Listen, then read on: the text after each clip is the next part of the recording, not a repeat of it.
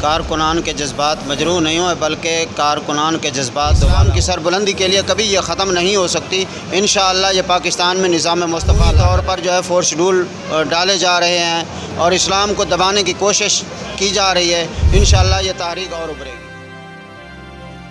اس وقت میرے ساتھ جو شخصیت موجود ہیں وہ PP 278 کی سرپرست اعلیٰ علامہ کلیم اللہ المدنی سے موجود ہیں۔ چند سوالات ان سے کریں گے۔ پاکستان میں موجودہ صورتحال کو مد نظر رکھتے ہوئے جس طرح سے مذہبی طبقے کو خاص طور پر ایک استحصالی کا نشانہ بنایا گیا، ایک خاص مقصد کے تحت جو تحریک ایک معرض وجود میں جو پاکستان کی نظریاتی سرحدوں کی حفاظت کرنے والی ایک تحریک تھی، ان کے ساتھ جس قسم کا ناروا سلوک ایک رکھا گیا تو اس پر علامہ صاحب سے گفتگو کرتے ہیں۔ السلام علیکم۔ وعلیکم السلام ورحمۃ اللہ وبرکاتہ۔ سب سے پہلے تو ہم آپ کا شکریہ ادا کرتے ہیں کہ آپ نے اپنے قیمتی ٹائم میں سے ہمیں کچھ وقت عنایت فرمایا۔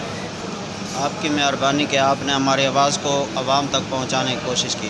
اچھا علامہ صاحب، ہمارا سب سے پہلا سوال یہ ہے، ہم آپ کی آواز بھی اپنے چینل کے ذریعے عوام تک پہنچانا چاہتے ہیں کہ آپ جس طرح تحریک لبیک کے آپ یہاں کے سرپرست اعلیٰ ہیں، تو حکومتی جس طرح سے تحریک کے اوپر پابندیاں لگائی گئیں، آپ کے کارکنان کو، عہدیداران کو گرفتار کیا گیا، پابند سلاسل کیا گیا، فورتھ شیڈول میں نام ڈالا گیا، تو آپ اس کے اوپر کیا سمجھتے ہیں کہ آپ اس طرح کی حکومت کی طرف سے جو پابندیاں لگائی گئی ہیں اس کی بنیاد پر تحریک کمزور پڑ سکتی ہے؟ یہاں پر آپ کارکنان کے جذبات کس طرح مجروح ہوئے ہیں؟ کیا کارکنان اس عزم کے ساتھ دوبارہ تحریک کے ساتھ جڑ سکتے ہیں؟ نہیں، اس میں کارکنان کے جذبات مجروح نہیں ہوئے بلکہ کارکنان کے جذبات دوبالا ہوئے ہیں، اور انشاءاللہ یہ تحریک جو حضور کے نام پر یہ بنی ہے، اور انشاءاللہ یہ تحریک کبھی دب نہیں سکتی۔ جتنا دبائیں گے انشاءاللہ یہ تحریک اور ابھرے گی انشاءاللہ۔ اور جتنے لوگ پابند سلاسل ہوئے ہیں وہ جب واپس آئے ہیں تو ان کے جذبات اور بھی زیادہ تھے، یہ نہیں کہ ان کے جذبات ختم ہوئے ہوں۔ اور جن پر تشدد کیا گیا ہے، تکالیف کے پہاڑ کے ڈھائے گئے ہیں، وہ ان لوگوں کا مطلب جذبات ختم نہیں ہوئے، الحمدللہ جذبات اور ابھرے ہیں۔ اور امید ہے کہ انشاءاللہ، امید کیا بلکہ یقین ہے کہ حضور کے نام پر یہ جو تحریک بنی ہے دین اسلام کی سربلندی کے لیے کبھی یہ ختم نہیں ہو سکتی۔ انشاءاللہ یہ پاکستان میں نظام مصطفیٰ لا کر رہے گی۔ اچھا علامہ صاحب، ایک اور سوال، جس طرح سے ابھی موجودہ صورتحال کو مد نظر اگر رکھیں تو یہاں پر جو ذمہ داران ہیں، یہاں پر متعلقہ جو آپ کے عہدیداران ہیں، ان کے نام فورتھ شیڈول میں ڈالے گئے ہیں، تو چونکہ اب الیکشن بھی نزدیک ہیں، بلدیاتی انتخابات کے بھی الیکشن حکومت ایک سٹیپ لے رہی ہے، تو کیا آپ سمجھتے ہیں کہ بلدیاتی انتخابات میں آپ کو کوئی دشواری پیش آئے گی اس معاملے میں؟ نہیں، انشاءاللہ کوئی دشواری پیش نہیں آئے گی، بلکہ اگر پابند سلاسل بھی ہمارے کارکنان کو کیا گیا ہے تو پھر بھی تحریک دبی نہیں ہے۔ یہ تو فورس شیڈول پہلے سے بھی ہوئے ہیں، اب بھی ہو رہے ہیں، تو انشاءاللہ یہ تحریک اور ابھرے گی، اور انشاءاللہ جو ہے وہ الیکشن میں کوئی دشواری پیش نہیں آئے گی، بلکہ یہ عوام اور ہی ساتھ آئے گی انشاءاللہ، شمولیت اختیار کرے گی، کیونکہ عوام کو پتہ ہے کہ یہ بالکل غیر طریقے سے، غیر قانونی طور پر جو ہے فورس شیڈول ڈالے جا رہے ہیں اور اسلام کو دبانے کی کوشش کی جا رہی ہے۔ انشاءاللہ یہ تحریک اور ابھرے گی۔